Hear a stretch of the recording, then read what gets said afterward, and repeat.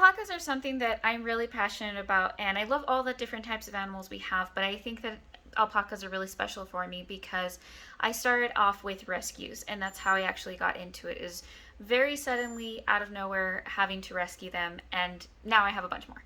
But I've had a lot of people more recently that are local reaching out to me about alpacas, um, just because, everybody knows I have them.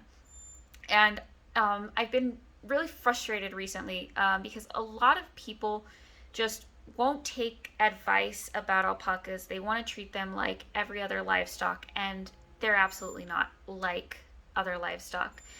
And I'm just so frustrated because I only have to. This sounds like, oh, I'm right.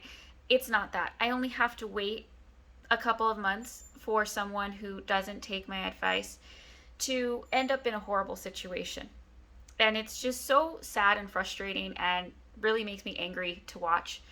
You know, someone locally reached out. I have only one and it lives with goats. And I'm like, okay, are you controlling the parasites? What are you doing for that? The load of parasites from goats will kill alpacas. They can't handle it. Your goats will be fine, your alpaca won't. Would not listen to me about that. Alpaca died a few months later. Someone else, there was lots of issues going on with their alpacas. Um, they kept a male and a female together. Tried explaining that. Like, step by step, everything that I told them was an issue is what happened. Male alpacas can't be kept with female alpacas. When the female, obviously, they're going to get them pregnant, or even if they're neutered, they won't, but they'll keep breeding. But the alpaca went into labor. Male alpaca killed the baby, gave the female an infection. Female died a few days later.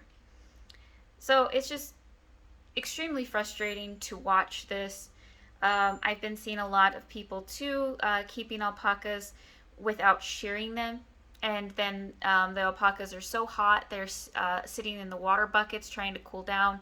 That felts the fiber, that traps in the heat. Then the alpacas really, really suffer from overheating, which can lead to heat stroke. And I've just recently been so frustrated. So basically, I'm just coming on here to vent. I don't understand why people get these animals and then refuse to take care of them. And it's like, oh no, they'll be fine, or they've been fine. It's fine until they're not. And eventually they won't be. And alpacas are a very different livestock animal. I think the best ones out there, honestly. But if you're not willing to put in the work for them, you're better off with something really easy like a goat.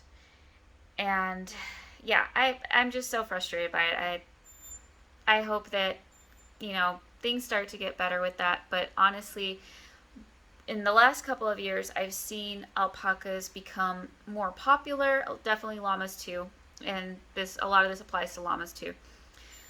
They've become more popular. They've become more easily accessible, and the issues coming up with them and just the overall neglect is just getting worse.